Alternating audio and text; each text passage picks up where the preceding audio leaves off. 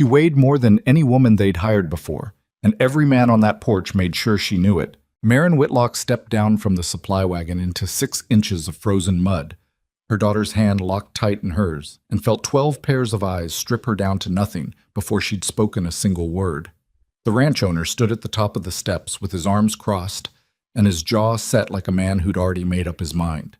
She'd seen that look before. She'd buried the last man who gave it to her. This is the story of a woman who arrived at Black Hollow Ranch with a worn travel bag, a 6-year-old girl, and a past nobody knew about. And what happened when the coldest winter in a decade forced every single person there to finally see her clearly. If this is the kind of story that stays with you, hit that like button and drop a comment below with the city you're watching from. I want to see how far this one travels. Now let's begin. The advertisement had been plain enough. Black Hollow Ranch show. Cook needed. Must handle large crew. Hard conditions. Start immediately. Room provided. It hadn't mentioned anything about the cold. It hadn't mentioned that the road north from Billings turned to a frozen washboard that rattled teeth loose from their roots, or that the supply wagon driver would spend 2 hours complaining about his bad knee, while Marin Whitlock sat upright on the bench beside him, with Elsie pressed against her side, both of them wrapped in a single wool blanket that smelled like someone else's dog. It hadn't mentioned any of that, but Marin hadn't expected it to. Advertisements never told you the hard parts. She spotted the ranch from half a mile out, a cluster of dark structures against a white hillside, smoke rising thin and pale from 2 chimneys. The main house was bigger than she'd imagined. The bunkhouse beside it looked like it had survived several things it shouldn't have. The barn beyond that was leaning slightly to the east, as if tired of standing straight. "Is that it?" Elsie asked. The girl had her nose pressed against the side of the wagon's canvas flap, peering out into the gray afternoon. "That's it." "It looks cold." "Everywhere looks cold right now." Elsie pulled back from the gap and settled into Marin's side again. She was 6 years old and already had a talent for stating things that were obviously true in a tone that made them sound like accusations. Marin smoothed the girl's hair back from her forehead and said nothing else. The wagon hit a frozen rut, and both of them jolted sideways. The driver cursed at the horses. By the time they rolled into the yard, 3 cowboys had drifted out of the bunkhouse to see what the noise was. They stood under the overhang with their hands in their coat pockets, watching the wagon stop. Another 2 came around from the side of the barn. One of them said something low to the other, and the other one laughed. Marin heard it. She always heard it. The ranch owner appeared on the main house porch before she'd climbed down. He was a tall man, lean in the way that came from years of work rather than youth. Somewhere past 40, with a beard that needed attention and eyes that were doing a very thorough job of taking inventory. His name was Gideon Cross. She knew that much from the letter. He had not included a photograph, which she had appreciated since she hadn't sent one either. He stood at the top of the porch steps with his arms crossed, and his face went through something that he clearly thought he was hiding. He wasn't hiding it. Marin had spent enough years watching people's expressions shift when they first saw her. That particular sequence, the recognition followed by recalibration, the eyes going flat while the mouth tried to arrange itself into something neutral. She'd cataloged every version of it. This one was the landowner variety. A man who had expected something specific and was now doing rapid private arithmetic about whether to honor the arrangement or invent a reason not to. She climbed down from the wagon without help. Her boots hit the frozen mud and she steadied herself, then reached up for Elsie, who came down easily and immediately tucked herself against Marin's hip. She pulled her travel bag from the wagon bed, thanked the driver, who was already more interested in unhitching his horses than in whatever was about to happen, and walked toward the porch. She stopped at the bottom of the steps. Gideon Cross looked at her. She looked back at him. "Mrs. Whitlock," he said. "Mr. Cross." A pause that lasted about 3 seconds too long. "Your letter said you had experience feeding large crews." It wasn't quite a question, but it wasn't quite a statement either. 12 years, she said. Railroad camps, a mining settlement, 3 seasons on the Hendricks cattle operation down in Wyoming. I can give you contact names if you want to write letters, though I'd guess you need someone in that kitchen before the week's out. His eyes moved to Elsie. The advertisement didn't mention a child. "No," Marin agreed. "It didn't." Another pause. One of the cowboys under the bunkhouse overhang said something that produced a second, quieter laugh, Gideon's eyes cut sideways toward them for just a moment. Sharp, the way a man's eyes go when he's used to being obeyed. And the laughing stopped. "She won't be in the way," Marin said. "She knows how to behave." Elsie, as if to demonstrate, said nothing and simply looked at the porch steps. Gideon Cross uncrossed his arms. He didn't look entirely convinced of anything, but he stepped aside and gestured toward the door. "Kitchen's through the main hall. You can take a look and tell me what you think." And what she thought was that the kitchen looked like nobody had taken it seriously in about 2 years. It was a large room. That much was in its favor. Big iron stove, 2 long prep tables, a dry goods shelf that ran the length of the far wall. Copper pots hung from ceiling hooks. There was a hand pump at the sink, which was better than some places she'd worked. But the shelf was a disaster. Sacks shoved in front of other sacks, no sense of rotation, bags of cornmeal pushed so far back they'd gone unnoticed long enough to draw weevils. The stove had grease built up around the burner caps that would turn into a fire hazard before spring. The cutting boards were warped. Someone had been using the prep table closest to the door as a general storage surface. There were horse harness buckles on it, a coil of wire, 3 empty tins. Gideon Cross stood in the doorway, watching her move through the room. "Previous cook left in October," he said. "We've been managing." Marin picked up one of the empty tins, looked at it, set it back down. "What happened to the October cook?" "Went back to his family." Was it the work or the conditions? Gideon's jaw shifted. Both, probably. Marin nodded, which was not agreement. It was just acknowledgement that she'd heard him. She was already pulling her coat off and hanging it on the hook beside the stove. She rolled up her sleeves and looked at the dry goods shelf the way a doctor looks at a wound, methodically, starting from the left. "I'll need an inventory done today," she said. "Everything that's on that shelf counted and written down. I need to know what I'm actually working with versus what's just taking up space." Gideon Cross said, "That's—" and stopped. She turned and looked at him. "I was going to say that's usually done at the end of the month," he said. "I'd rather do it today. I can't plan meals around what I assume is there. I need to know what's actually there." He studied her for a moment. She didn't look away. There was nothing aggressive in her expression. She wasn't trying to win anything. She just meant what she said. "I'll send Victor in," Gideon said finally. "He's been helping in the kitchen. He can assist you." "Thank you." He lingered in the doorway another moment. "Supper's at 6. There are 16 men. What have they been eating?" "Salt pork and biscuits, mostly. Sometimes beans." Marin looked at the stove. She looked at the shelf. She was already doing the arithmetic. "I'll have something better than that on the table by 6, she said. Gideon Cross left without another word. Victor Reyes turned out to be 22 years old, quick-eyed, and deeply uncertain about whether he was supposed to take direction from her. He came into the kitchen about 20 minutes after Gideon left, stopped short when he saw Marin already elbow-deep in the dry goods shelf, and said, "Mr. Cross said I should, help?" "Good. Get a piece of paper and something to write with. We're counting everything." Victor found a stub of pencil and the back of an old feed invoice. He stood at the shelf with the pencil ready, waiting. "Start from the left. Go shelf by shelf," Marin said. "Tell me what you see and how much. Don't estimate. If the sack isn't full, we're opening it and actually looking." "Yes, ma'am." They worked through it together. Victor called out what he found. Marin listened and made corrections when he misjudged weights or missed bags pushed behind other bags. She moved things as she went, organizing, rotating, pulling out anything that had gone bad. 2 bags of cornmeal went into the slop bucket. 1 container of dried fruit that had crystallized into something resembling decorative rock.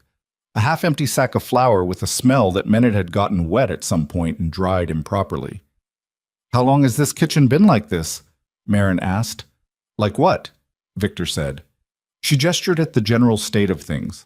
Victor looked around as if seeing the room for the first time through someone else's eyes. "I guess since Mr. Daly left. That's the October cook. Before him there was a man named Hewitt, but he only stayed about 6 weeks. Before that—" He paused. "I've been here 3 years, and I don't think I've ever seen this kitchen looking real good." "Nobody in charge of keeping it organized?" "It's a ranch kitchen," Victor said, as if this explained something. Marin looked at him. "It's a kitchen," she said. "What it's attached to doesn't change what it needs." Victor had no answer to that. He wrote down the last of the inventory numbers and stood back while Marin looked over the list. The situation wasn't as bad as it had looked. There was enough to work with if she worked carefully. Dried beans, winter root vegetables that had been stored adequately, decent flour supply once the bad bag was removed, salt pork, plenty of it, and a good amount of dried herbs she hadn't expected to find, tucked into a box at the back of the bottom shelf. "Who left these?" she asked, holding up the herb box. Victor looked. "Oh, that was Mr. Hewitt's, I think. He was a real cook before he—" Victor stopped. "Before he left after 6 weeks." "Yes, ma'am." Marin put the box on the prep table. She would use everything in it. Elsie spent the first 2 hours sitting on a stool in the corner of the kitchen with a piece of charcoal and an old piece of brown paper bag, drawing. She drew the same thing she always drew when they arrived somewhere new. A house with smoke coming from the chimney, 2 figures in front of it. She'd been drawing that picture since she was 4. Marin had never asked her about it. At some point, Cole Mercer appeared in the kitchen doorway. Marin knew his name because Victor had mentioned it, along with the information that Cole was the senior hand on the ranch and thought of himself as the person who kept things running. He was big, with red in his beard, and the kind of confidence that came from people usually agreeing with him. He looked at Marin the way men like Cole Mercer looked at things they'd already decided weren't going to work. "You're the new cook," he said. "That's right. Heard you came up from Wyoming, among other places." Cole Mercer leaned his shoulder against the door frame and looked around the kitchen, then looked at Elsie on the stool in the corner, then looked back at Marin. "This is real demanding work," he said. "Frontier winter, big crew, long hours. Not comfortable work." The way he said comfortable made clear he wasn't talking about the hours. Marin was cutting vegetables for the stew, and she did not stop cutting. "I haven't been comfortable in years," she said pleasantly. "So that works out." Cole Mercer's eyes narrowed slightly. He hadn't expected that. "We had a cook leave last October," he said. "Mr. Cross mentioned. And one before him that didn't last the season. I heard that too." Marin lifted the cut vegetables and slid them off the board into the pot. "Is there something I can help you with, Mr. Mercer? Because I've got supper to get on the table in 2 hours, and I'd rather spend that time cooking than having this conversation." Cole Mercer looked at her for a long moment. Something worked its way across his face. Not respect, not yet, not even close, but a slight revision of his certainty. He pushed off the doorframe. 6 o'clock, he said. "I know." He left. Victor, who had been very busy doing nothing on the other side of the kitchen, let out a breath. "He does that with everyone new," Victor said quietly. "I know that type too," Marin said. She went back to the stove. The stew she put together was not complicated. It wasn't meant to be. She was working with what the inventory told her she had, and she was learning the stove, which ran hotter on the left side and had a temperamental burner at the back that needed babying. But she built it right. Salt pork rendered down first, fat pulled from it to use instead of the lard that was running low. Root vegetables cut uniform so they cooked even. Dried herbs from Hewitt's box used with a careful hand. Thyme, some sage, black pepper in quantity because it was plentiful and it did real work in a dish like this. She made the biscuits from scratch. The dough worked just enough and no more, baked in batches because the oven wasn't large enough for the full amount at once. At 5:40, she sent Victor to ring the bell. The men came in stamping mud from their boots, loud and crowding. 16 of them, plus Gideon Cross, who came in last and took the seat at the head of the long table without fanfare. The kitchen was warm from the stove. The smell hit the room before anyone sat down. There was a moment. Marin noticed it from the stove where she was ladling stew into the serving bowls, where the noise level dropped slightly. Not silent, just less. A man she didn't know yet said, "What is that smell?" "Supper," Victor said, carrying the first 2 bowls to the table. Marin brought the biscuits out herself, 2 large pans of them, still steaming. She set them on the table without ceremony and went back for the remaining bowls. She did not watch them eat. She stayed at the stove, keeping the pot warm, checking that there was enough for seconds. There was, barely, and cleaning the prep surfaces while she had a moment. But she heard it. The way the noise shifted from the loud, jostling kind to the quieter, focused kind. The kind that happened when people were actually eating rather than just filling space. Cole Mercer said nothing through the entire meal that she heard. Gideon Cross, when he was finished, stood and walked the length of the kitchen. He stopped a few feet from where she was wiping down the prep table. "That was better than what we've had," he said. It wasn't generous praise. It was a man stating a fact with some reluctance attached. "Thank you," Marin said. He looked like he was going to say something else, then didn't. He put his hat back on and went out the side door into the cold. Marin stood in the warm kitchen, the pot still ticking on the stove, her daughter asleep on the stool in the corner with her coat laid over her like a blanket, and looked at the organized shelf, the clean prep surfaces, the pot soaking in the sink. It wasn't much. It was the first day of something, which meant it could still go wrong in 100 different directions.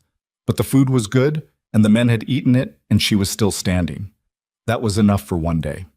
She woke Elsie gently and helped her toward the small room off the kitchen that Gideon Cross had said was hers.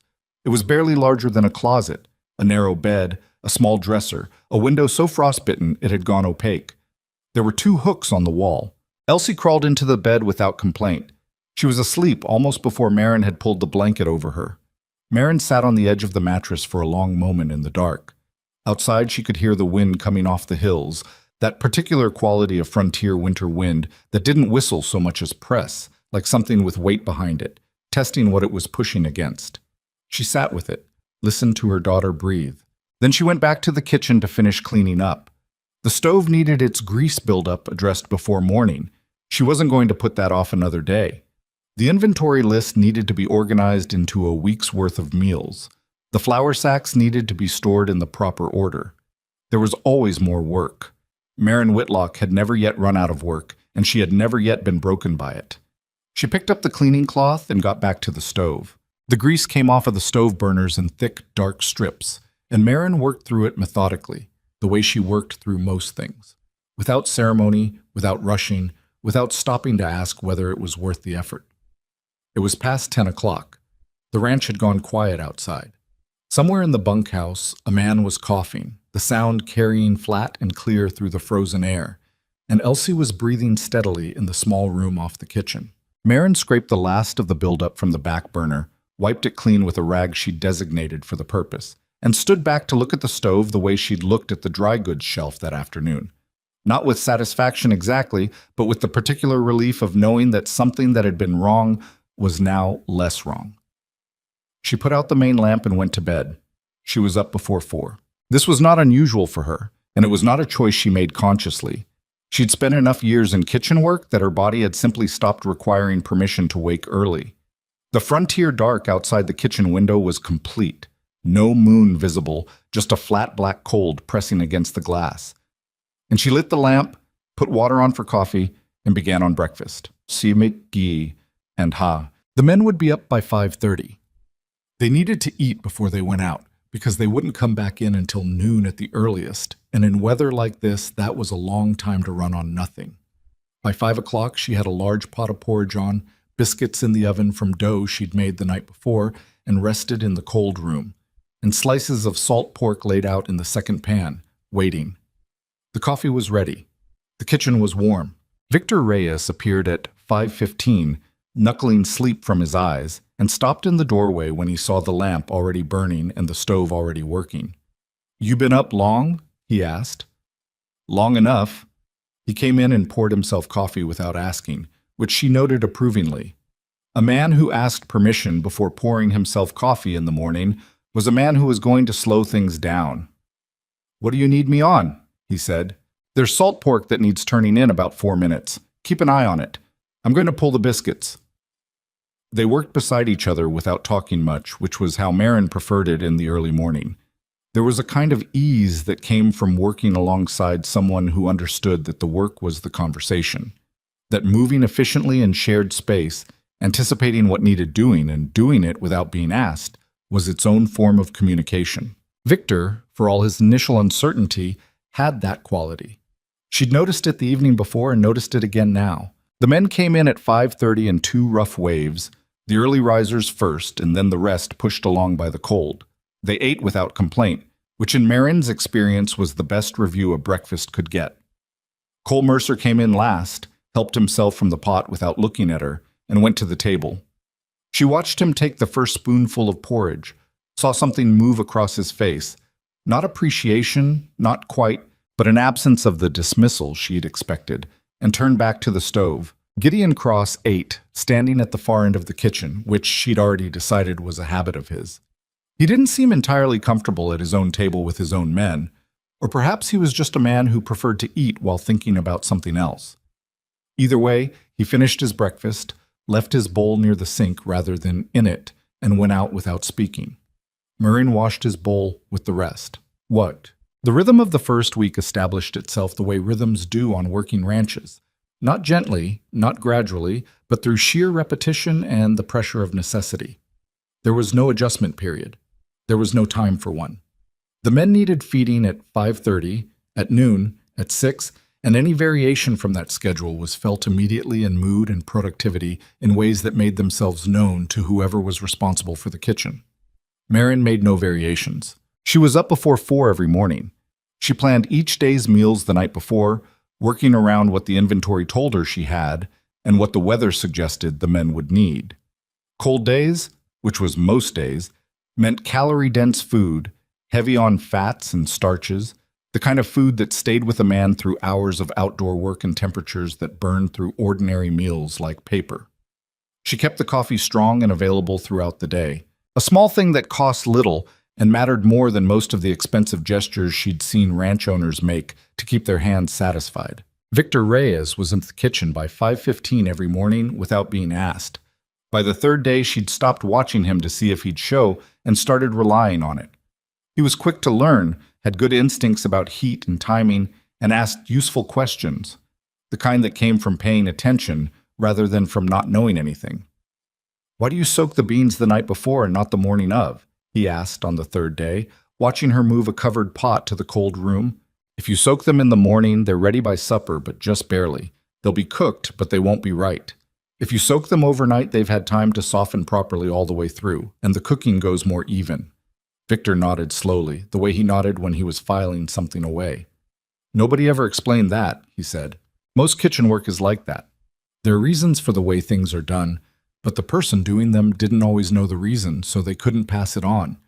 The knowledge ends up in the doing, and then the doing stops, and then nobody remembers." Victor considered this. "That's kind of sad," he said.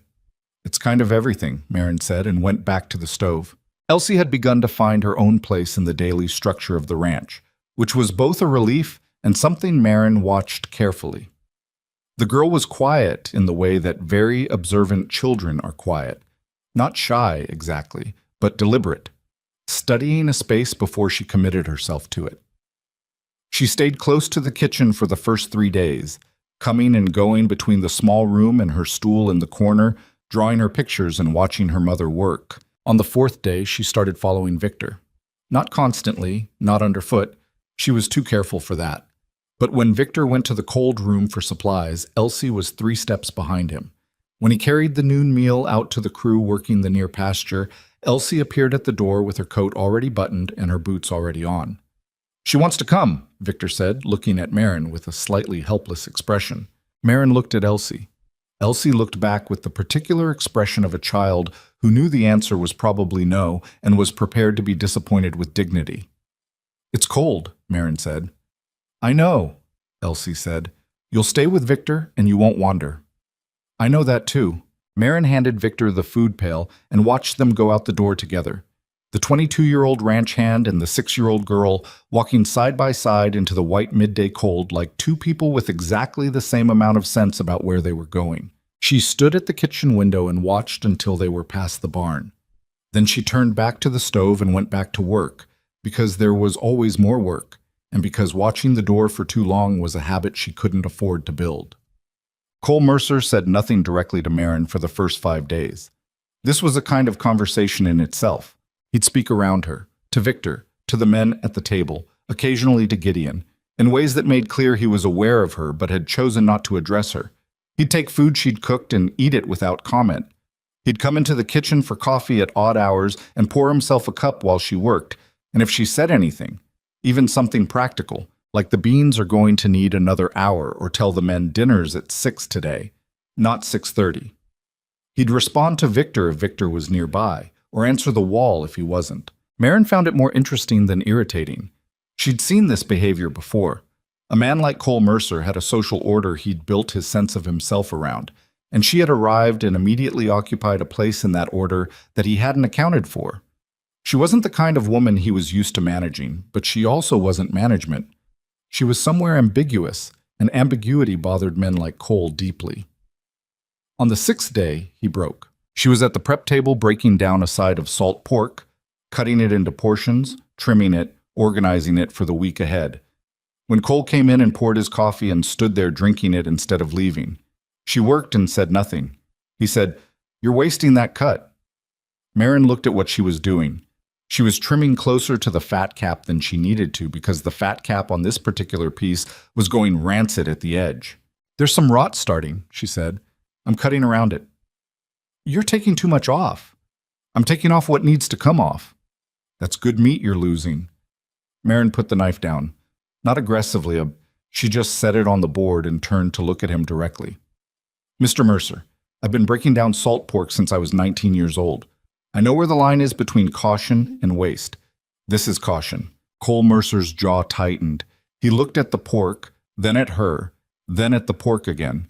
"We're running low on cured meat," he said. "The supply wagon isn't due for another 2 weeks."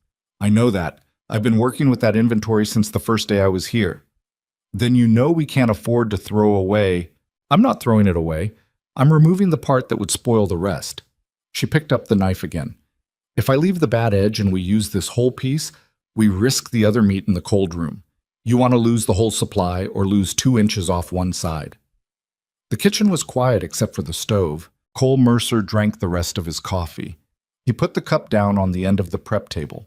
Not on the shelf where cups went, but on the prep table in the space where she'd just cleared room to work. Marin picked it up and put it on the shelf without missing a beat. Cole left. Victor, who had been in the cold room during this exchange and had clearly heard every word of it through the thin door, emerged with a careful expression and went immediately to the stove. "He does that with people he can't figure out," Victor said quietly. "I know," Marin said. "He'll either stop or he won't." "What if he doesn't?" Marin looked at Victor. "Then I'll keep being right about the meat, and he'll keep being annoyed about it, and eventually one of those things stops mattering." Victor considered this and apparently decided it was a reasonable position. He picked up a stirring spoon and got on with his work. Gideon Cross came into the kitchen on the 7th morning and asked her to account for the week's supplies. It wasn't an unusual request. He was the owner, and it was his food and his money, and she understood why he needed to know. But the way he asked it, standing in the kitchen doorway with a ledger in his hand as if he'd prepared for the conversation, suggested he'd been deliberating about whether to have it. She dried her hands and faced him. "You're ahead on flour," she said. "Behind on salt pork, but we knew that was going to happen. The dried beans were better than the inventory looked because 2 of the bags at the back hadn't been counted properly. I've got enough biscuit supply to last the 2 weeks until the wagon, assuming we don't have unexpected arrivals." Gideon was writing in the ledger. "What about the root vegetables? The turnips in the cold room had some soft spots. I've used those first. The carrots and potatoes are holding. We'll be through the carrots by next Thursday, but the potatoes will last." He wrote this down. "You're feeding 16 men on what Daly could barely stretch for 12. Daly wasn't organizing his supply rotation," Marin said. "He was using things as they came to hand. If you reach into a shelf and grab what's in front, you're always cooking with your oldest supplies last instead of first. Things go bad that didn't need to." Gideon looked up from the ledger. "That's a simple problem," he said. His tone was not quite an accusation, but there was something in it. The faint note of a man who was wondering why he'd been living with a simple problem for longer than he should have. "Most problems that cost the most money are simple problems," Marin said. "They're just invisible until someone makes them visible." He held her gaze for a moment. His eyes, she'd noticed over the past week, were the most readable thing about him.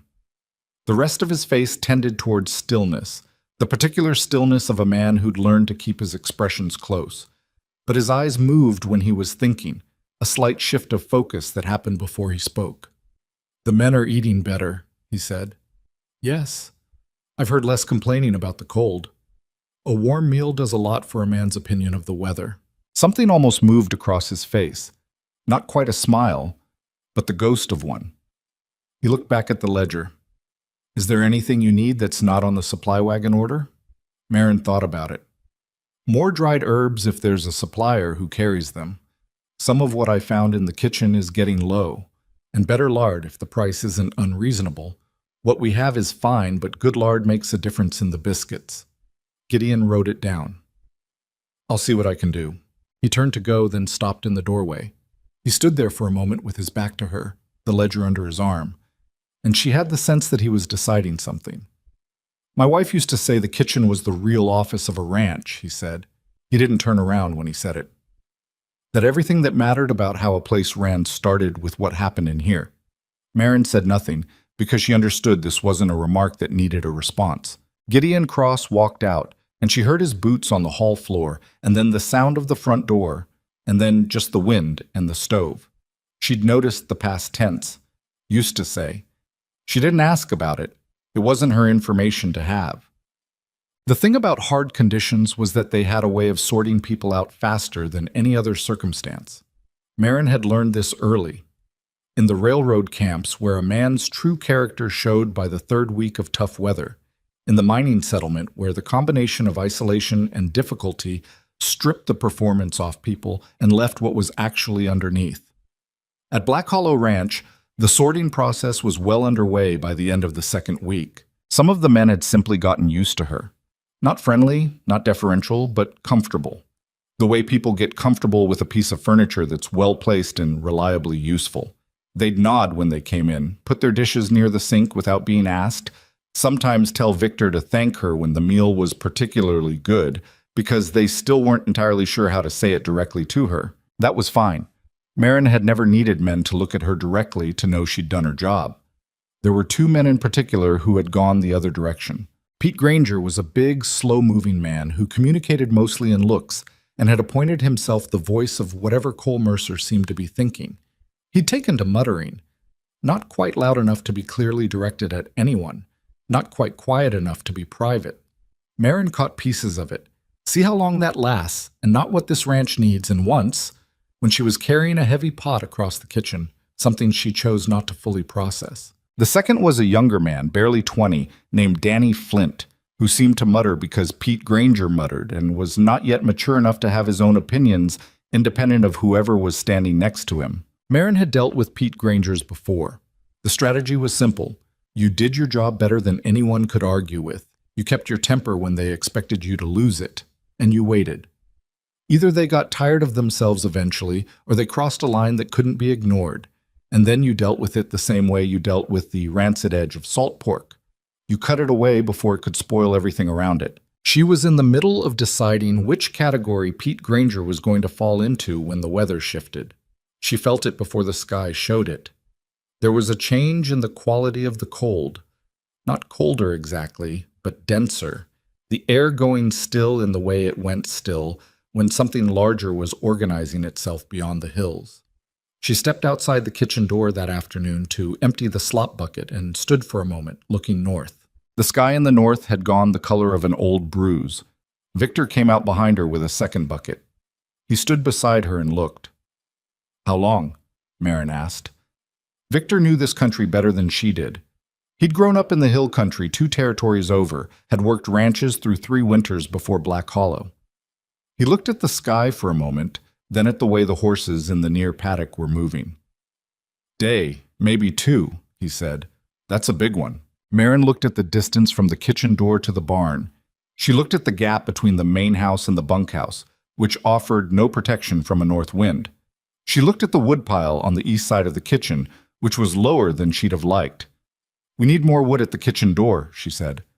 I'll get some of the men on it. And tell Mr. Cross. He'll need to know how long the pasture crew can stay out. Victor went back inside. Marin stood alone at the kitchen door for another moment, looking at that bruised horizon. She had fed men through one bad storm before. She had fed men through something far worse than a storm. She thought about that as she turned and went back into the warm kitchen, the smell of the evening meal starting to build from the stove, her daughter's voice from the small room saying something to herself, the particular warmth that a well-run kitchen held against the cold. She got the largest pot she owned down from the ceiling hook and put it on the stove. Whatever was coming, she was going to have enough food made before it arrived to feed this ranch through whatever the weather decided to do. She'd learned the hard way that preparation was the only thing that stood between a hard situation and an impossible one. She began to cook. The storm arrived the following evening, and it arrived without any of the slow, courteous buildup that gave people time to feel ready. By 4 in the afternoon, the temperature had dropped hard enough that the water in the hand pump froze at the spout, and Marin had to send Victor out to pour heated water over it just to get the kitchen supply running again. By 5, the wind had shifted from north to northwest, which Victor said was worse, and the sound it made against the kitchen roof went from a low pressing sound to something with an edge to it, a high keening note that sat under every other sound in the room, like a second conversation nobody wanted to have. By the time Marin was putting supper on the table, the snow was coming sideways past the windows, and the temperature outside was what Victor estimated to be somewhere around 20 below, though he said it with the particular careful vagueness of a man who knew the actual number might be worse. The men ate fast that night, heads down, the usual table noise compressed into something quieter and more concentrated. The cold was already in the room despite the stove. She could feel it at her back when she faced the heat, the way it pushed against the kitchen walls and found the gaps under the door and around the window frames. She'd stuffed rags into the worst of them that afternoon, and Elsie had helped, pushing the rags into the lower gaps with focused solemnity, as if she understood that this was real and important work. Gideon Cross came in from outside just as the men were finishing, bringing a blast of cold with him that made several people at the table flinch. He was coated in snow from his hat brim to his boot tops, and he stood inside the door beating it off himself with one arm while his other hand worked at his coat buttons. His face was red from the wind, his jaw set tight. "Cattle crew isn't coming back," he said to the room generally, then looked at Marin. "The South Pasture Road is closed, too much drift. They went to shelter at the Aldrich Line shack. There's enough wood there to see them through." Marin was already running the arithmetic. Cattle crew was 7 men. They were at the Aldrich Line shack, which she knew was a 2-hour ride east in good weather. They would need feeding when they got back. "When do you think they'll be through?" she asked. "Could be 2 days. Could be 4. Depends on whether this breaks the way the sky looks like it might, or whether it keeps going." He stripped his coat off and hung it near the stove to dry. His shirt was damp at the shoulders. "I need you to stretch what we have." "I know. We've got 16 men here through the storm, plus the 7 when they come back. That's 23, and the supply wagon isn't due for another week," Marin said. "I've been thinking about it since this afternoon." Gideon looked at her with an expression she was coming to recognize. Not quite surprise, but the adjustment that came from someone expecting to explain a problem and finding out the other person already understood it. "The situation isn't as bad as it looks," she said. "Sit down and eat something, and I'll tell you what I've got." He sat. She put a bowl in front of him and pulled a stool to the other side of the prep table. She had the inventory written on the back of the same feed invoice Victor had used on the first day, updated in her handwriting every evening before bed. She walked him through it while he ate. Flour was in reasonable shape. She'd been careful with it, more careful than he probably knew, cutting her biscuit portions by a fraction every day for the past 4 days when she'd first felt the weather turning. Salt pork was the real problem, but she had ideas for extending it further than it looked like it could go. Not through dishonesty about what the men were eating, but through technique, through building soups and stews where the pork flavor stretched through a larger volume of food, and each man ate less meat and more of what stretched around it. The beans were her best asset right now. A pot of beans built right could feed 20 men adequately. She had enough to do it 3 times over. "The 7 men coming back from the Aldrich shack," she said. "They'll be cold and tired, and they'll eat more than usual. I need to know when I can expect them, even roughly, so I can have something substantial ready." "I'll try to get word to them," Gideon said. "There's no way to know for certain. Then I'll have something on the stove constantly, until they arrive, and it won't matter when they get here." She folded the inventory and put it in her apron pocket. "Is there anything in the barn stores that can come into the kitchen? Grain that's clean enough for meal?" Gideon thought. "There's a bag of oats that was set aside, clean, meant for a sick horse that recovered." "That helps." He was quiet for a moment, the spoon moving slowly in his bowl. Outside, the wind hit the building with a sound like a flat hand striking a drum, a deep percussive knock that lasted a second and passed. "My father-in-law's ranch went under in a storm like this one," Gideon said. 72. He didn't have enough food put back and he couldn't hold his crew together. Lost the crew first, then the cattle, then the land. Marion said nothing. That's been in my head all day, he said. That's reasonable. He looked at her. Doesn't it worry you? Worry doesn't do much with a storm, she said. Preparation does. I've been preparing since yesterday afternoon. She stood up from the stool. Eat the rest of that before it gets cold. Something in his expression shifted in a way she didn't fully analyze because she had too much to do. She turned back to the stove. That first night of the storm was the worst one for sleep. The building moved. Not frighteningly, not structurally, but the way a large old structure moves in serious wind, a kind of slow, settled flexing that felt wrong when you weren't used to it. Marin lay in the narrow bed with Elsie pressed against her side and listened to the ranch creak and push back against the weather, and thought about tomorrow. She thought about it in the practical way she thought about most things. What she had, what she needed, what she could do with the gap between those two realities. She ran through the supplies in the cold room, the state of the stove, the fact that the wood supply was closer to the kitchen door than it had been 24 hours ago, because she'd sent Victor for more before the storm locked in. Elsie stirred beside her and said, without fully waking, "Mama, I'm here. Is it going to be okay?" Marin thought about the honest answer to this question, which was complex, and settled for the part of it that was true and sufficient. "We've got a warm kitchen and enough to eat," she said. "That's what okay looks like." Elsie was quiet for a moment. Then, "Victor said the storm might last 4 days." "Victor talks too much." Elsie made a small sound that was almost a laugh and went back to sleep. Marin lay still for another hour before she got up, wrapped herself in her coat, and went to check the stove. By the second morning of the storm, the kitchen had become the center of the ranch in a way that Marin hadn't anticipated and didn't have much time to think about. Men drifted in who had no particular reason to be there. The bunkhouse was warm enough, but it was also 16 men in a confined space with nothing to do and nowhere to go. And the kitchen was warm in a different way. The warmth of something being produced, of activity, of the smell of food in continuous process.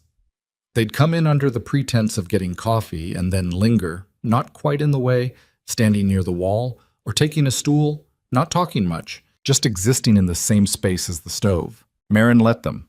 It cost her nothing to have them there, as long as they stayed out of her way. And most of them understood that instinctively, that the kitchen during a storm was like shelter near a fire, something you didn't disturb by demanding things of it. She put them to work when she could use them. Victor stayed on as her main kitchen assistant, reliable and quick. She recruited 2 others for specific tasks, a quiet man named Harlan, who turned out to have steady hands and good knife skills, and young Danny Flint, who she'd been watching and had concluded was not naturally mean, just borrowed his attitudes from whoever he was standing near. Away from Pete Granger, Danny worked without complaint and did what he was told and seemed almost relieved to have something useful to do. Pete Granger himself stayed in the bunkhouse. This suited Marin fine. Cole Mercer was a different situation. He appeared in the kitchen on the second morning while she was managing the bean pot and the oat porridge simultaneously, and he stood at the edge of the kitchen in a way that was slightly different from how the other men stood there. Slightly more deliberate, like a man who had prepared something he wanted to say. She didn't make it easy for him by acknowledging him first.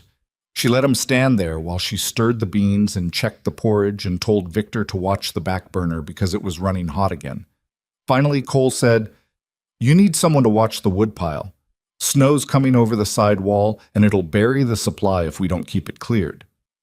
It was a practical thing to say, and it was also, she recognized this, an offer without quite being an offer.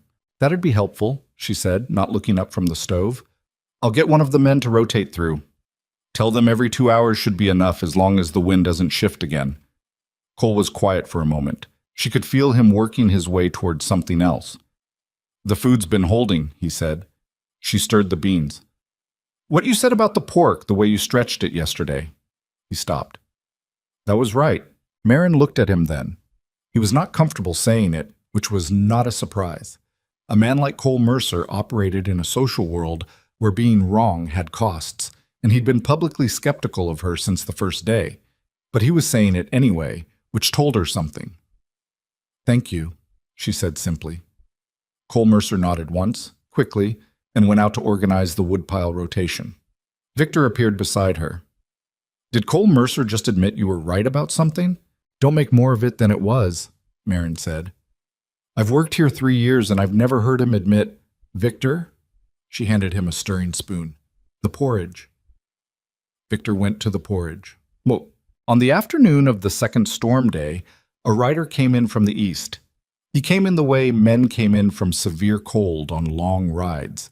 Barely, and with the particular unsteady quality of a body that had been spending its energy reserves for hours and had just run to the last of them.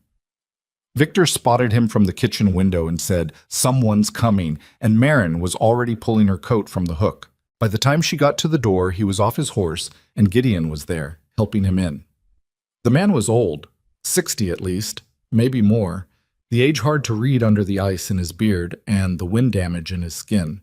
He was wearing a coat that had been good once and was now several winters past where it should have been replaced. He moved like his joints were arguing with him about every step. They got him into the kitchen. Marin put him directly in front of the stove, which was the warmest place in the room, and pressed a mug of hot coffee into his hands and stood back and let him breathe. After a few minutes, the color began coming back to the parts of his face that had gone a wrong shade of white.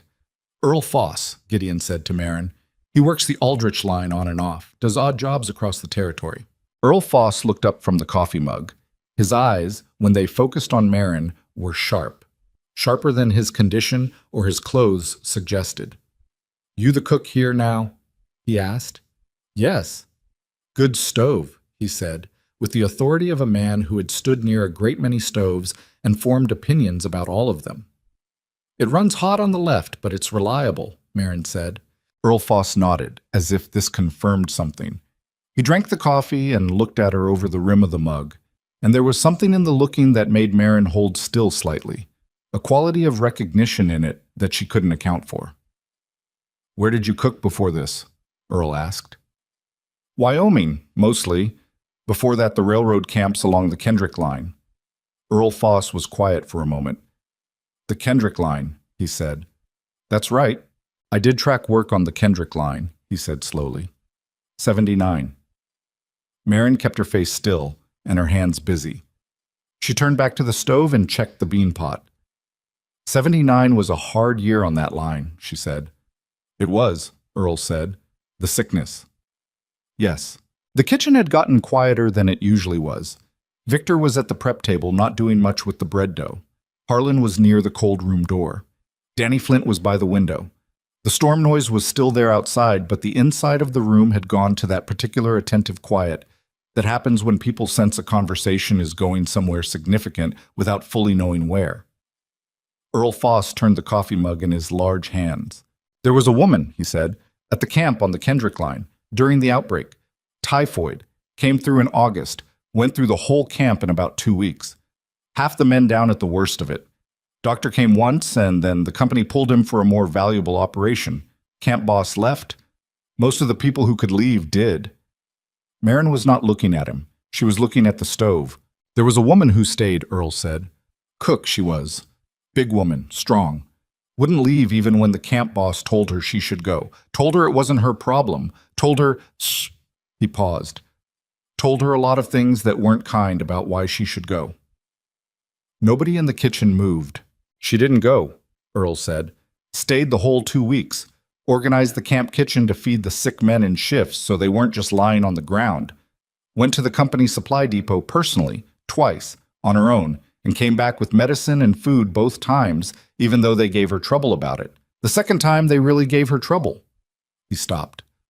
Rumor was they wouldn't release the supplies to her because of how she looked, because she was— "Earl."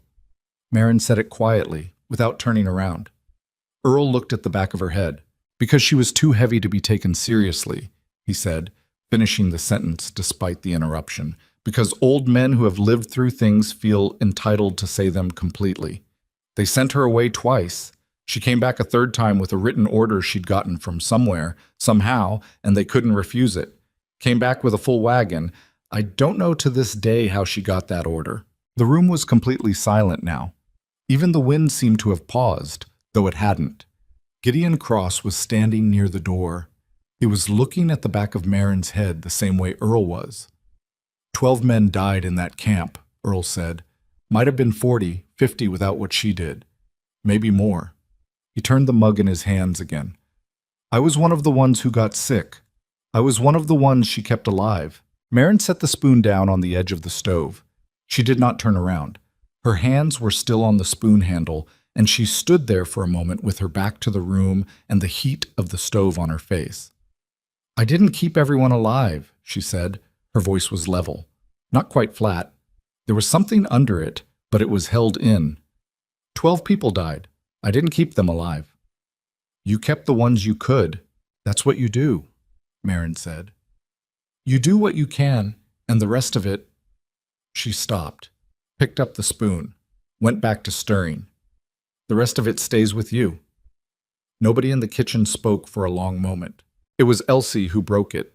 She had come in from the small room at some point during Earl Foss's story. Marin didn't know exactly when, and she was standing near the cold room door with her coat half on, listening. When the silence stretched, she came forward and went to Earl Foss and looked at him with her direct, assessing 6-year-old's gaze.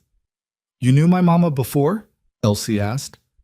Earl looked at the girl with something that moved visibly across his old face. I believe I did, he said. Elsie considered this. She's a good cook, she said finally, in case you were wondering. Earl Foss made a sound that was the closest thing to a laugh a half-frozen man could produce. I knew that already, he said. Marin put a bowl of soup in front of Earl without comment. She went back to the stove and kept working. The sounds of the kitchen, the fire, the wind, the small movements of the men finding themselves something to do, slowly came back to their normal volume. But something in the room had changed, and everyone could feel it, and nobody said so directly, because it wasn't the kind of thing that needed to be said directly. That evening, Cole Mercer came to the kitchen after the men had eaten, and most of them had gone back to the bunkhouse. He stood in the doorway with his hat in his hands and waited until Victor and Harlan had cleared out to speak.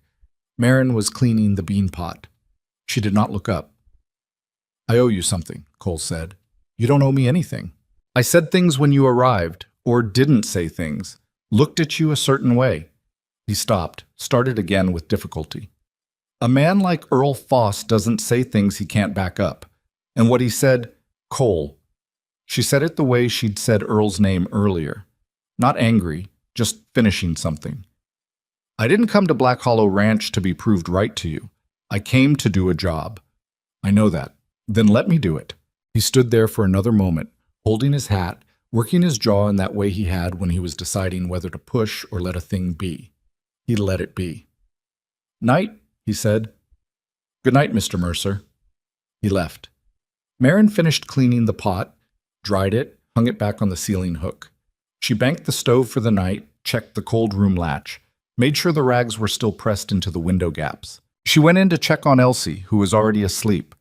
She stood in the doorway for a moment, looking at the girl's face in the thin light that spilled from the kitchen. Relaxed, unbothered, the face of a child who had decided she was safe enough to stop watching for things. It took Marin a long moment to move away from the doorway. She went to the window at the end of the kitchen passage and looked out at the storm. The snow was still blowing, but the worst of the wind had eased. She could see that in the way the drifts were settling rather than building, the way the sound against the roof had dropped from that high keening note back to the lower, heavier press of something steady. It was not over. But it was different. Out there somewhere, the cattle crew was sitting in the Aldrich Line shack waiting. 7 men who didn't know yet what had happened in this kitchen today, what an old man's tired voice had said, what it had cost her to stand at the stove and not turn around while he said it. She pressed her hand flat against the cold glass of the window for a moment. The cold came through immediately, sharp and true. Then she took her hand back and went to check the stove one last time. Tomorrow she would feed 23 men. She would do it well. She would do it without asking anyone to think differently about her or to apologize for having thought wrong. She would just feed them the way she'd always done, with everything she had, holding nothing back, making the most out of what was there. It was the only thing she knew how to do that hadn't ever failed her. The storm broke on the 3rd day, the way storms break on the northern frontier, not with any particular announcement, but with a gradual change in the quality of the light.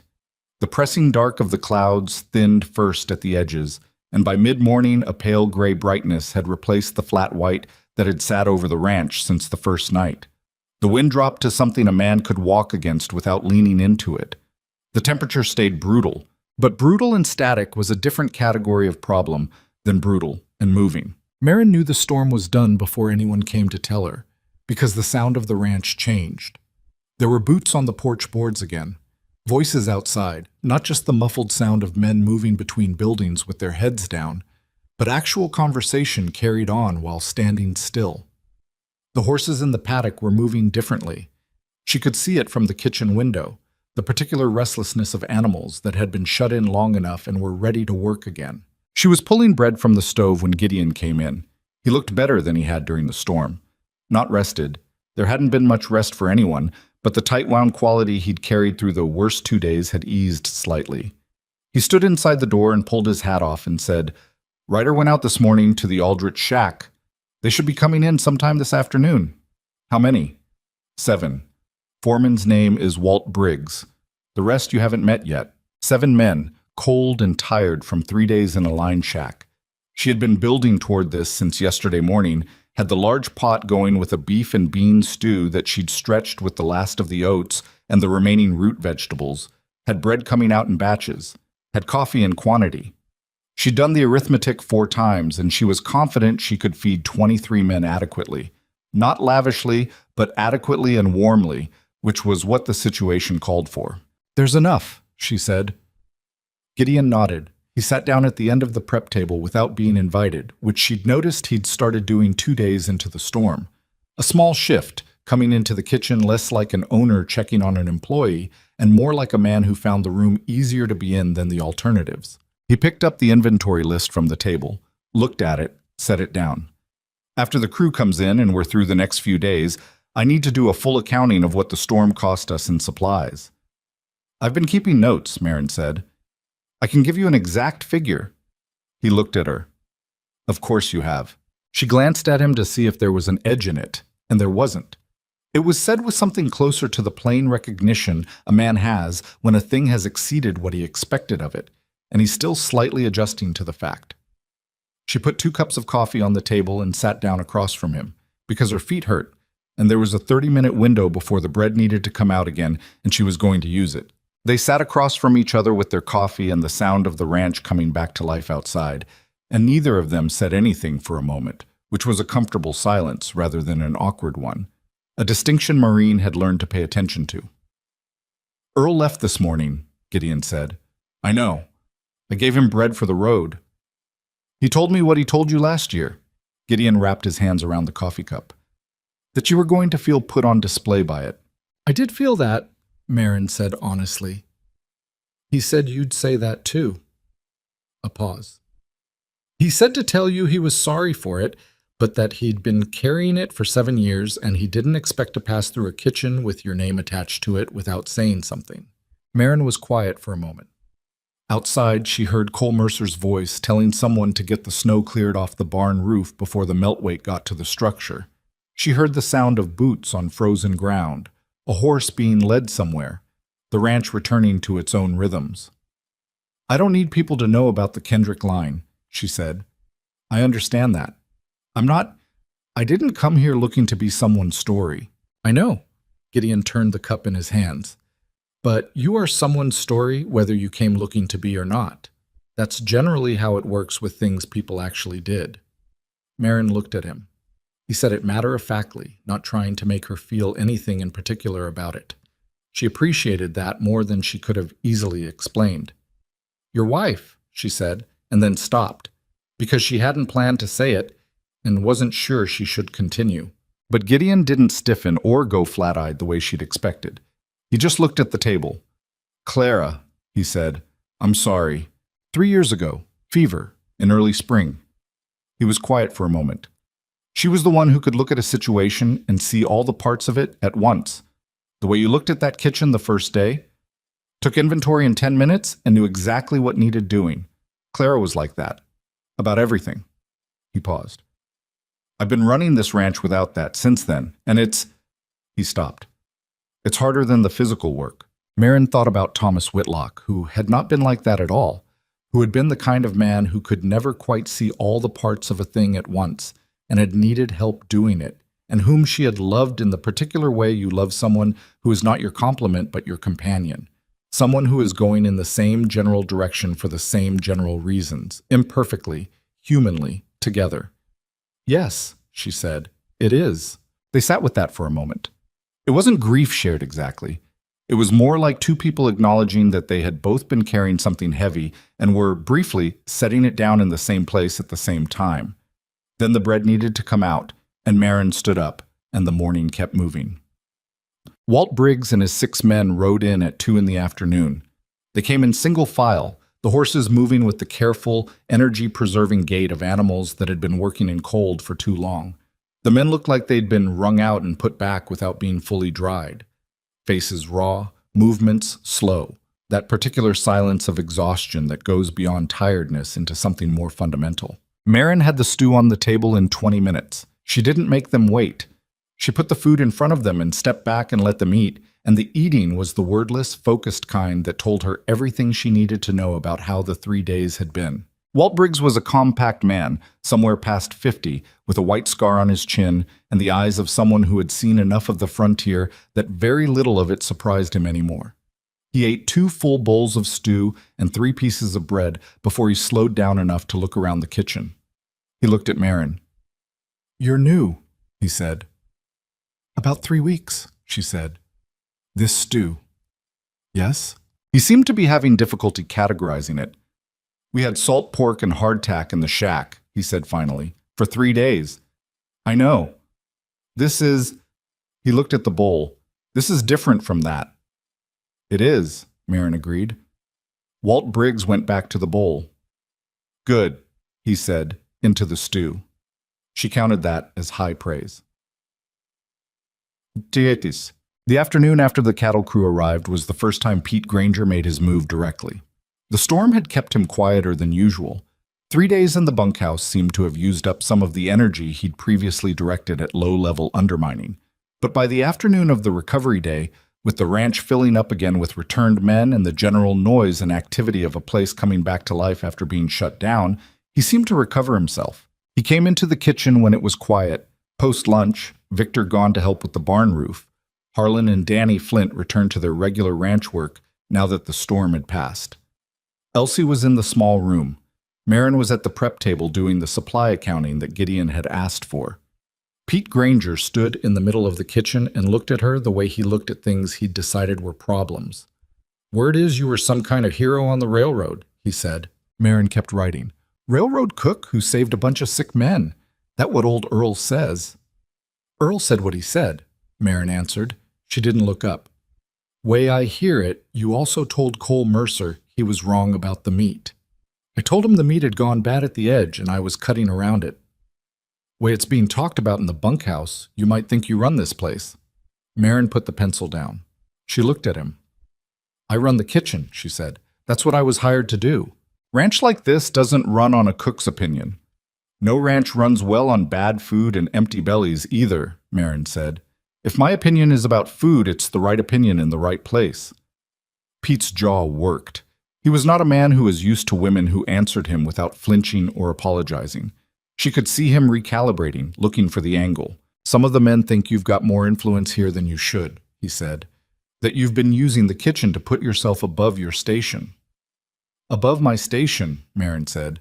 "You're the cook, that's it." "That's right." She picked the pencil back up. "And this is the kitchen, which means you're in my space right now without a good reason to be here. So unless you're hungry, Mr. Granger, I'd appreciate you getting out of my way." The silence was considerable. Pete Granger was big enough that his physical presence was usually enough to end conversations he wanted ended. He filled the middle of a room, and he knew it, and he used it. But Marin Whitlock was not a small woman, and she had been standing her ground in rooms that were trying to reduce her for a long time, and she did not look like she was planning to stop. What she felt was not particularly heroic. What she felt was tired of it. The specific tired of someone who has had to spend energy defending their right to occupy space that should simply be theirs. The The same tired that accumulates and never quite goes away because the world keeps asking for more payments on a debt she hadn't incurred. She held his gaze. Pete Granger left. She sat at the prep table for a moment after she heard his boots on the porch. Her hand on the pencil was entirely steady. This was not because she wasn't affected. She was, but because she had separated long ago the internal experience of a thing from its external expression. And the external expression right now was a woman at a prep table doing her work. She went back to the accounting. It was Gideon who dealt with Pete Granger, and he did it the same afternoon, and Marion did not know exactly what was said because she was not there for it. What she knew was that Gideon Cross came into the kitchen at 4 o'clock with the particular expression of a man who has done something unpleasant but necessary, and he poured himself coffee and stood at the counter for a moment. Granger won't be a problem going forward, he said. Marin was at the stove. You didn't need to do that on my account. I know I didn't need to. He drank the coffee. I've known for 2 weeks that he was making things difficult, and I waited longer than I should have to address it. Why did you wait? He was quiet for a moment. Because when I hired you, I wasn't sure myself, he said. I'm not proud of that, but I was watching to see if you were what your letters said you were. And? He looked at her directly. And you're considerably more than your letters said you were. Marin stirred the pot. Most people are, if you're paying attention. That's also true, he said. He put the cup down. Granger and I had a clear conversation about what this ranch requires and what kind of behavior I won't tolerate from people who work here. It should have happened sooner. All right, Marin said. That's all you're going to say? What else is there to say? It's done. I've got supper in an hour for 23 men, and I need to focus. Gideon Cross almost smiled. She'd gotten better at catching it in the past week. That slight movement at the corner of his mouth, barely there, before his face returned to its habitual steadiness. You're a hard woman to make a speech to, he said. Speeches take up time, Marin said. I don't have a lot of time. He left her to the stove. Bassem. The days after the storm had a different quality to them than the days before it. Something had shifted in the ranch's internal weather, the mood of the place, the way men moved through it and related to each other and to her. Cole Mercer had changed the most visibly. He'd gone from not acknowledging her to acknowledging her carefully, and then gradually from carefully to simply, the way you acknowledge someone you've decided to respect directly, without making a thing of it. He started coming to her with practical questions. How long would the bean supply hold? Did she need anything from the barn stores? Was the back stove burner something he should look at because he'd noticed her compensating for it? The questions were ranch questions, logistics questions, not conversational ones. That was the right language for both of them, and they both knew it. Walt Briggs, once he'd recovered from the line shack, became an unexpected presence in the kitchen. He didn't linger the way some of the men had during the storm. He wasn't the lingering type, but he came in at odd hours for coffee and seemed to simply find the kitchen a reasonable place to think. He talked rarely, but when he talked he was worth listening to, and Marin gradually developed the habit of paying attention when he sat down with his cup. How long you planning to stay? He asked her one afternoon, about a week after the storm. I haven't been here a month, Marin said. I know, I'm asking anyway. She thought about it. I'm not sure yet. Ranch could use someone who plans to stay, Walt said. He drank his coffee. Last 2 cooks were men who were here until they weren't, and everyone knew it. Changes how a place runs, knowing the person feeding it is looking for the door. I'm not looking for the door, Marin said. I didn't say you were. I said you weren't sure yet. She looked at him. What's the difference? Looking for the door means you've already decided. Not sure yet means you're watching. He set the cup down. What are you watching for? Marin was quiet for a moment, turning the question over. She was watching for the thing she'd been watching for in every place she'd been since Thomas died. Not safety exactly, because safety on the frontier was a relative concept, and she knew it. Not ease, because she'd stopped expecting ease a long time ago. Something more like the sense that the ground under her was honest ground, that the place she was in was what it said it was, that the people around her were worth the energy of knowing. Whether this is a place that can be made better, she said finally, or whether it's a place that's already decided what it is and isn't interested in being argued with. Walt considered this. And? Still watching, she said. Walt Briggs picked up his cup. Fair enough, he said. The supply wagon came in on a Thursday, 8 days after the storm broke, 2 days later than its scheduled arrival. The driver explained this by referencing road conditions and the southward drift that had blocked the cut through Alderman Pass, and he seemed surprised that the ranch had come through the storm as intact as it had, supply-wise. Usually Black Hollow's in rough shape after a blow like that, he said to Gideon, unloading crates in the kitchen doorway while Maureen checked items off the order. Heard some ranches north of here burned through their whole winter reserve in those 3 days. We managed, Gideon said. The driver looked at Marin with her inventory list and her pencil. New cook? 3 weeks, Marin said, making a note next to the flour. Huh. The driver set down a crate and looked around the kitchen, then at the organized shelf, then at the state of the stove, then at the general arrangement of the room. Different than it was, he said. Is it? Came through here in October. Place was... He paused, apparently deciding not to complete that sentence in front of the person who currently ran it. Different, he said again. Marin checked the herb supply against her order. The driver had brought what Gideon had requested, plus better lard, which she'd also asked for. She made a note of the lard's quality and set it aside to use first. Thank you, she told the driver, and meant it for the herbs specifically.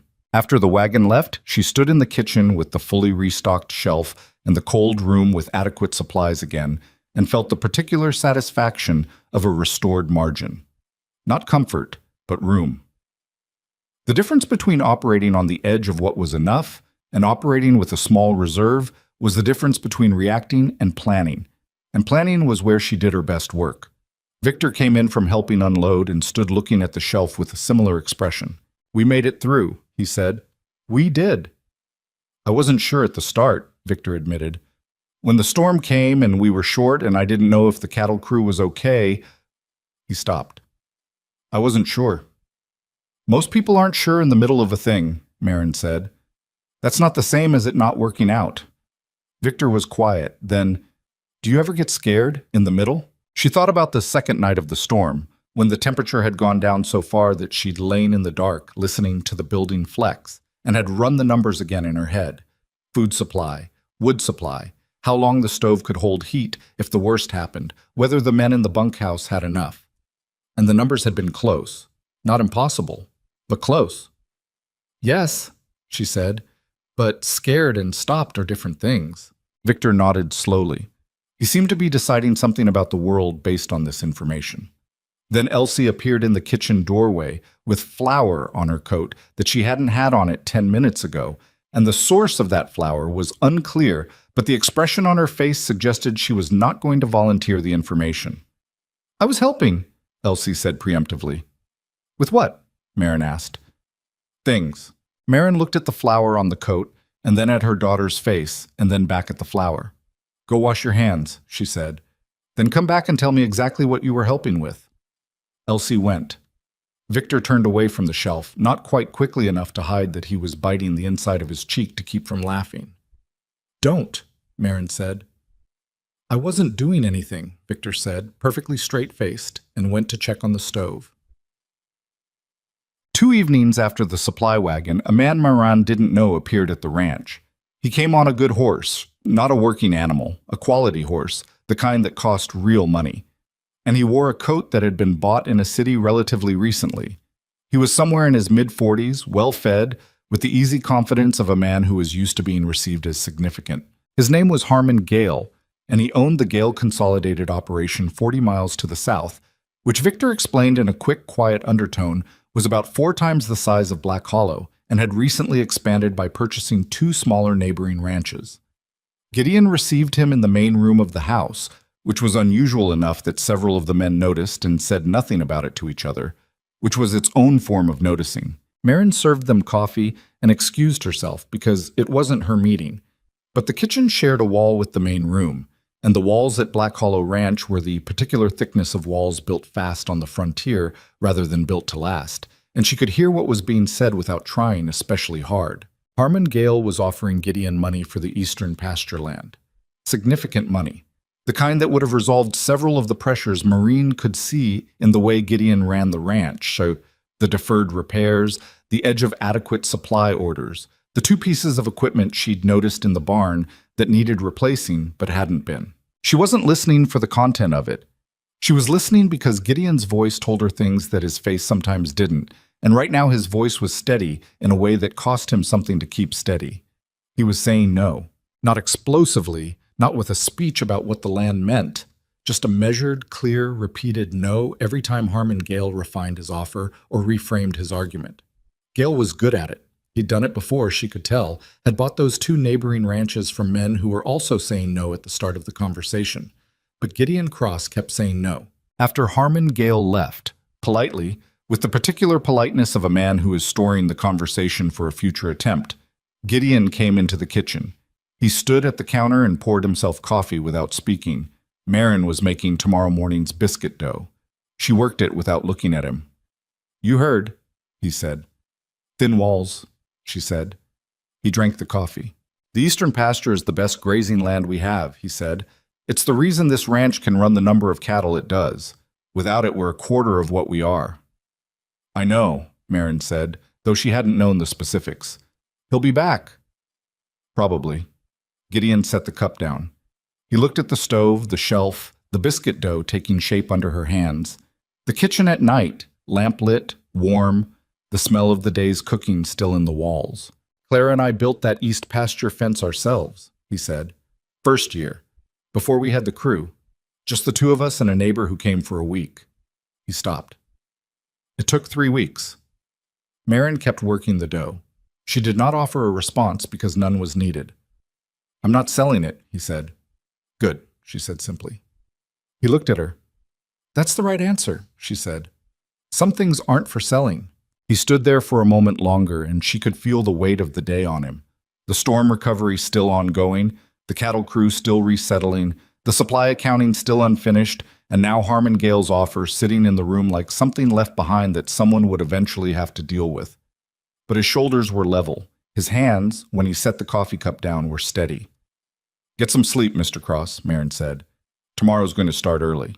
He made a sound that was not quite agreement, but was in that direction, and he went to the door. He stopped there, one hand on the frame. "Marin," he said. She looked up from the dough. "Thank you," he said, "for what you did during the storm, for how you've run this kitchen since you got here." He paused, and she could see him looking for the right words and finding them inadequate. "For staying," she held his gaze. "I haven't stayed yet," she said, "but I'm not leaving." He nodded once and left.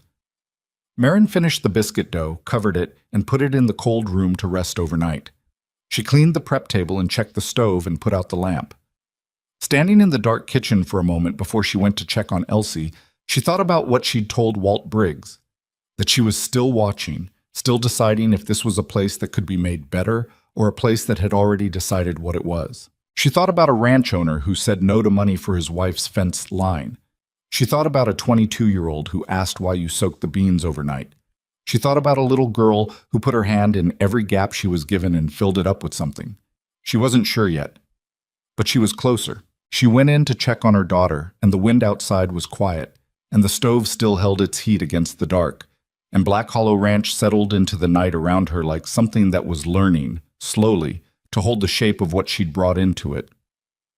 Spring came to Black Hollow Ranch the way spring always came to that part of the country, reluctantly, and with conditions. The snow didn't so much melt as surrender, pulling back from the south-facing slopes first, leaving behind ground that was soft and dark, and smelled like something returning to itself after a long enforced absence. The creek that ran along the eastern pasture boundary broke its ice in the first week of March, with a sound like slow artillery, and by the second week there was mud everywhere. The particular deep, pulling mud of a northern thaw that grabbed at boot heels and made every trip between buildings twice the effort it should have been. The men complained about it. They always did. It was one of the consistent rhythms of ranch life that Maureen had come to find almost comforting.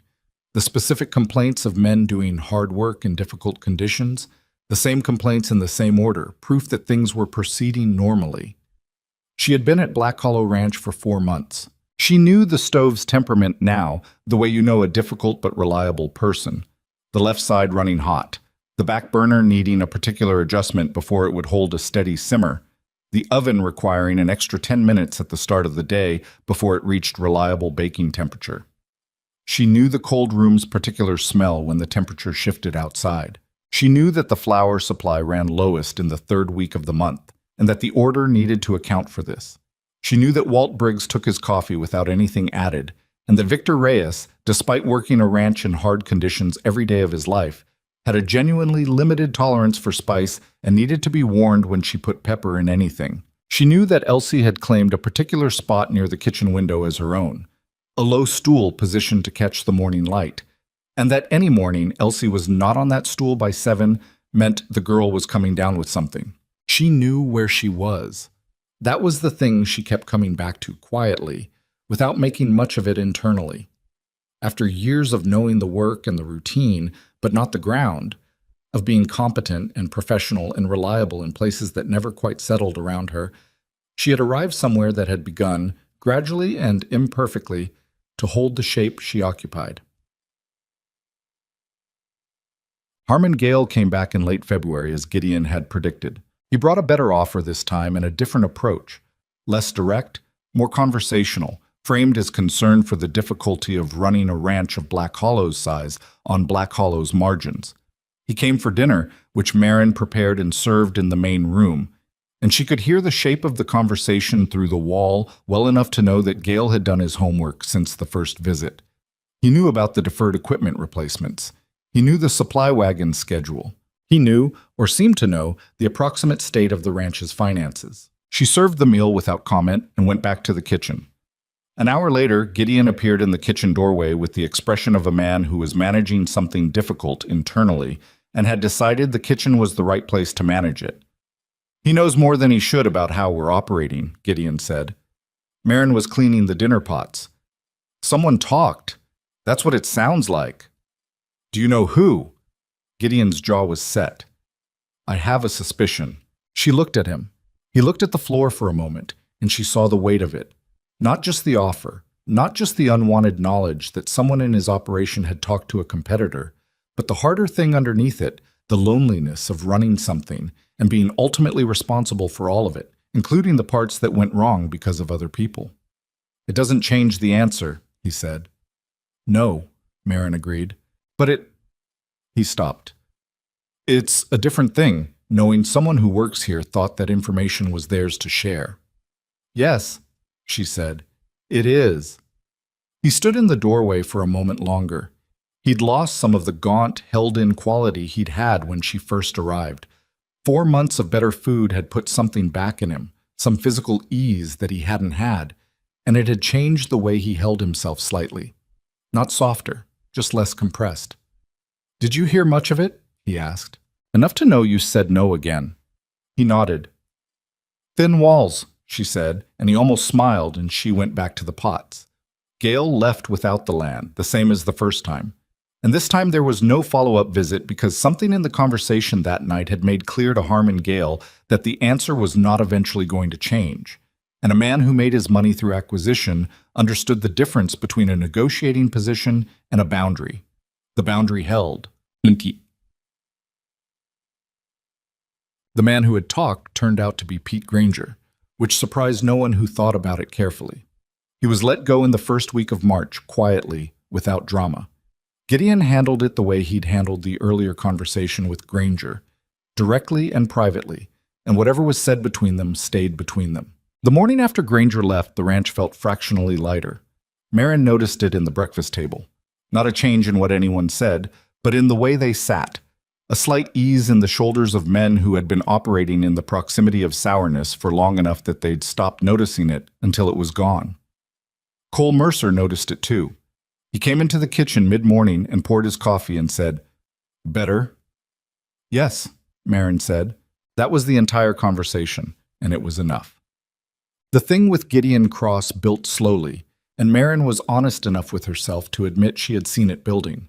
It wasn't dramatic, which was part of why she trusted it more than she might have trusted something that arrived with more force.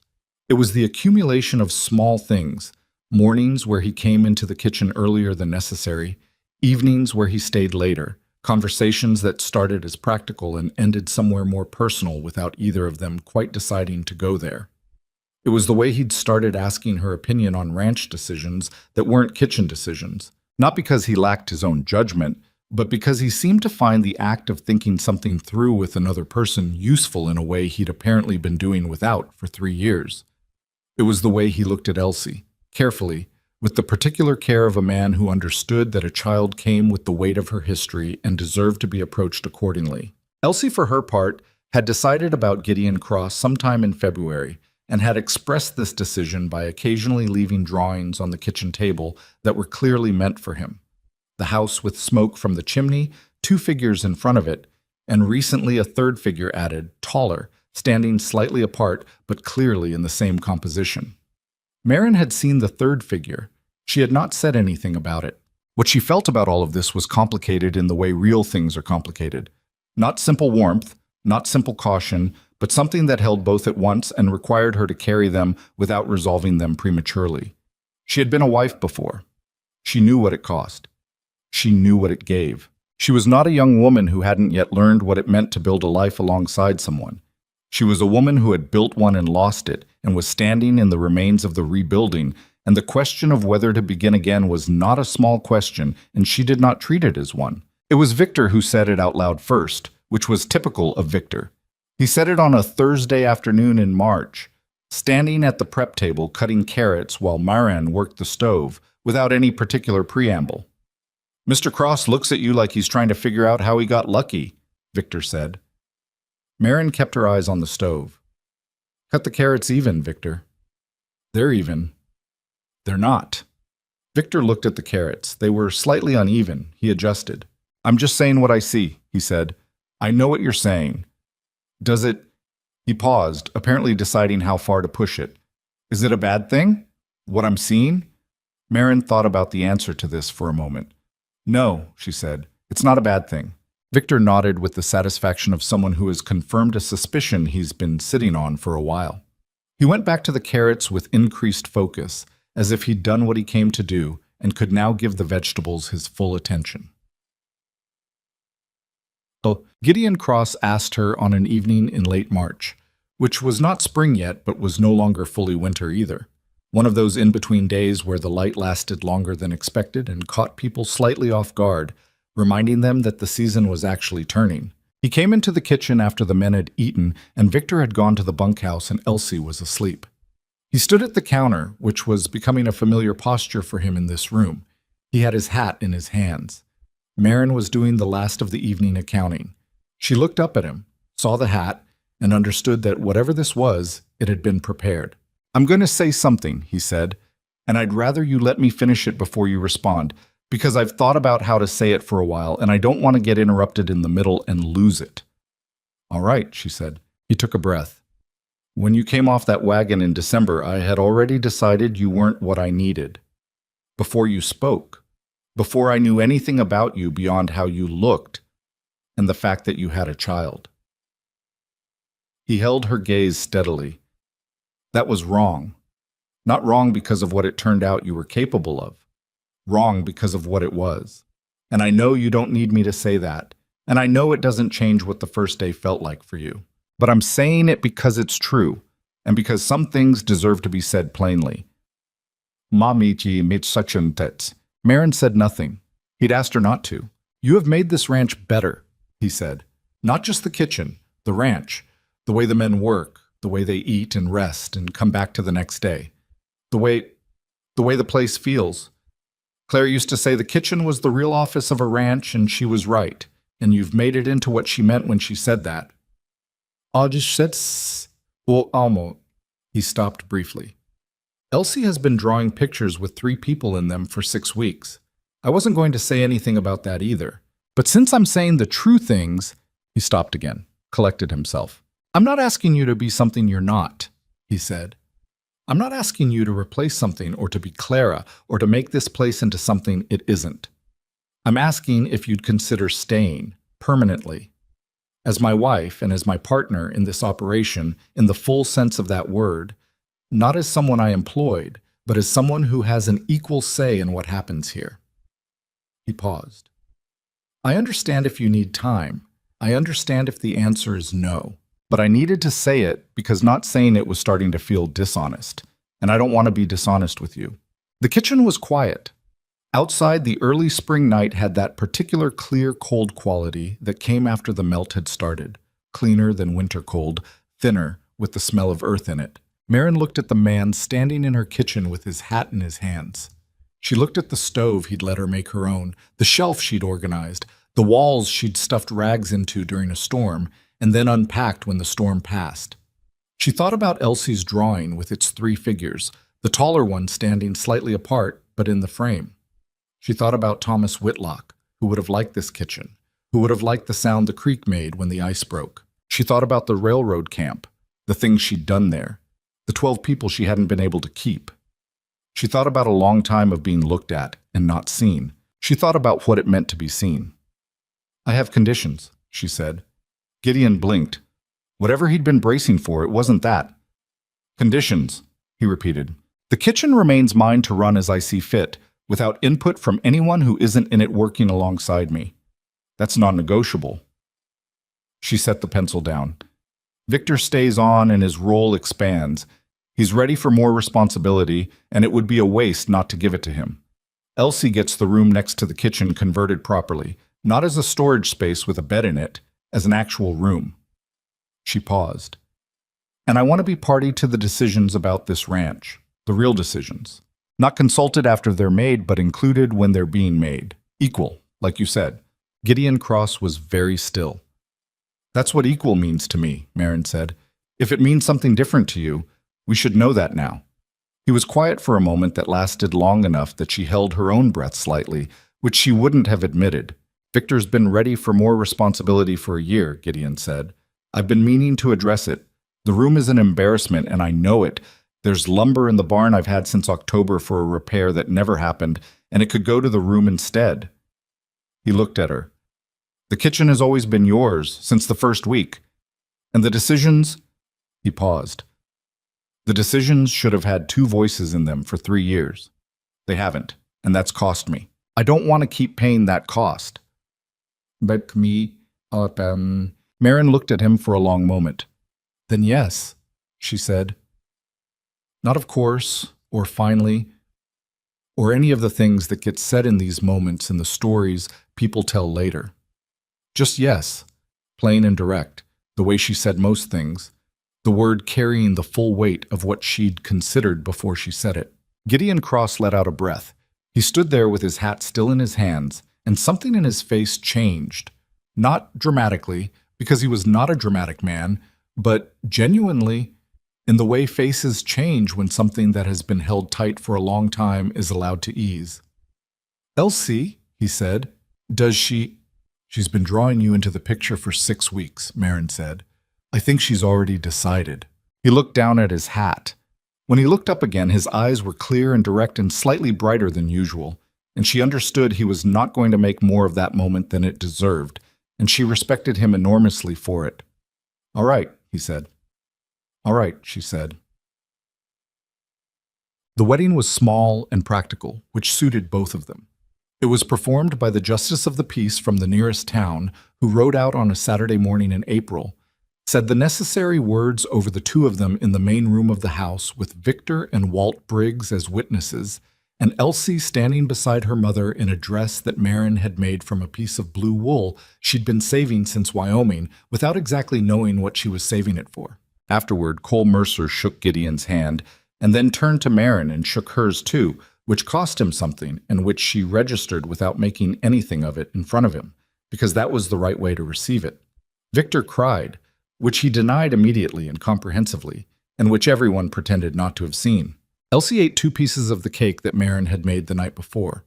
A spice cake, dense and imperfect, slightly over-brown on one corner because the oven was still running hot despite everything, and declared it the best thing she'd ever eaten, which was not objectively true, but was true in the way things are true when they mean something beyond themselves. What Maren Whitlock understood, by the time the seasons had turned and turned again at Black Hollow Ranch, was something she'd started to understand at the Kendrick Line Camp, and hadn't finished understanding until now. The world would look at her and see what it chose to see first. It would see size before it saw skill, appearance before it saw capability, the surface of a person before it troubled itself with the substance. This was not going to change. She had stopped expecting it to change sometime in her 30s, and the expectation's absence had freed up a considerable amount of energy she could put elsewhere. What she had not entirely understood, what the years at Black Hollow slowly taught her, was that the right response to a world that saw wrong wasn't to become smaller or quieter or to arrange yourself into a shape that was easier to accept. It also wasn't to rage against it continuously, to spend yourself fighting the same battle in every room you walked into. The right response was to do the work, to do it well, to hold your ground without making your ground into a battlefield, to be patient without being passive, to understand that some people would come around and some wouldn't, and the difference said nothing important about you. The 12 people at the Kendrick Line camp who died, she had carried them for 7 years. She would carry them for the rest of her life. That was not something that resolved or healed into smoothness. It stayed rough. It stayed heavy. But it had taught her the most important thing she knew, that showing up for the people in front of you with everything you had, in the moment you were in, was the only thing that was actually in your control. Not outcomes, not how people remembered you, not justice or fairness, or the acknowledgement of the people who made things hard. Just the work, just the people, just the next meal, built from what you had, offered without apology. She had built something at Black Hollow Ranch. Not because she'd arrived with a plan to build something, but because she'd arrived and done her job fully and let the rest follow. The kitchen ran well. The men were fed and rested in a way that showed in their work and in the ranch's condition going into its second year with her in it. Victor Reyes was learning faster than anyone had bothered to teach him before, and watching him develop into someone who could manage a kitchen on his own was one of the quiet satisfactions of her days. Elsie had a proper room with a window that faced east and caught the morning light the same way her stool in the kitchen corner always had. She had enrolled in the small schoolhouse that operated 3 days a week in the nearest town and had acquired 2 friends, which she reported with the careful precision of someone who understood that 2 real friends was a more significant number than it sounded. She still drew the house with smoke from the chimney. The 3 figures in front of it now had detail, hair and boots, and recently, Elsie's addition of what appeared to be a dog, which she had not discussed with anyone, but was clearly in the planning stages in her mind. They didn't have a dog. Yet. On a morning in late spring, Marin stood at the kitchen window with her first cup of coffee and looked out at the yard. The mud had given way to something firmer underfoot. The grass was coming in on the south slopes, pale and new. The creek sound carried from the eastern pasture, the good full sound of snowmelt working its way down. The horses in the near paddock were moving in the easy morning way of animals that weren't yet warm enough to be energetic, but were no longer cold enough to be miserable. Gideon came up behind her and stood at her shoulder, looking at the same yard. He had his own coffee. They stood there without speaking for a moment, which was a thing they'd gotten good at. The shared quiet of 2 people who didn't need conversation to establish that they were in the same place, on the same ground, looking at the same thing. Harmon Gale sent another letter, he said. I know, I saw it on the table. The offer's higher. It's going to keep getting higher until it doesn't, she said. That's how men like that work. Yes. He drank his coffee. The answer stays the same. Good. They stood at the window. The morning moved around them. Victor arriving at the kitchen door, the sound of the bunkhouse coming to life, a horse somewhere being particular about something, the small ordinary noise of a working place in the first hour of its day. You should know, Gideon said, that Walt Briggs told me last week this ranch is running better than he's seen it run in the 12 years he's been coming through here. Marin looked at the yard. He also said the coffee was better, Gideon added. The coffee has always been good, Marin said. People just weren't paying attention before. Gideon made a sound that was the full version of his almost smile, an actual quiet laugh, low and brief, the kind that came from being genuinely caught off guard by something. She turned to look at him when she heard it. He was looking at the yard with the laugh still fading at the corners of his mouth, and he looked, she found herself thinking, like a man who had remembered something important about himself that he'd set down somewhere and given up on finding. She turned back to the yard. The coffee was good, The kitchen was hers. The ground under her feet was honest ground. The people around her were worth the energy of knowing. Some things you carry your whole life and they don't get lighter. They just become part of how you're built. Some things you lose and don't recover and have to learn to move with rather than without. Some battles you fight in rooms that were never going to be fair, and you fight them anyway, not because you're certain of the outcome, but because the alternative is letting the room decide who you are. Maren Whitlock had spent a long time letting other people's first impressions of her be a problem she had to solve. She had spent years arriving in rooms and feeling the weight of the assessment before she'd set her bag down. She was done solving that problem for people. She had a kitchen to run, a daughter growing up into someone extraordinary right in front of her eyes, a man beside her who had looked at her first and seen wrong and had been honest about it and had stayed and kept looking until he saw right. She had a ranch that was alive and working and moving into another season. It wasn't a perfect life. It had hard days and short tempers and problems that didn't resolve neatly, and the persistent weight of the things she carried and would always carry. The stove still ran hot on the left side. The back burner still needed babying. There were always supplies to count and meals to plan, and someone was always going to need feeding. She finished her coffee. "Victor's going to be late," she said. "He was up late fixing the cold room latch." "I'll cover the stove until he gets here," Gideon said. She looked at him. "I can manage a stove," he said. "Can you?" "Probably not well, but I can manage it." "Then put water on," she said. "The men need coffee before they need anything else." Gideon Cross went to the stove. He was not graceful in the kitchen. He moved carefully, with the awareness of a man in a space that wasn't his own, checking before he touched things, giving the stove appropriate respect. He found the pot. He filled it at the pump. He put it on the burner and looked at her for confirmation. She nodded. He looked, in that moment, like someone learning the beginning of something. Not the whole of it, just the first step. Just the willingness to show up and be imperfect at something that mattered. That was, Maren had come to believe, where everything real began. Not with the arrival of someone who already knew what they were doing. Not with the person who walked in and immediately had all the answers. But with the person who showed up with what they had, looked honestly at what was there, and started. Outside, the spring morning kept coming in. The light moved across the yard the way light does when there's nothing to stop it. Full and plain and not asking anyone's permission. Maren picked up her apron from the hook beside the stove. There was work to do. There was always work to do. She was glad for it.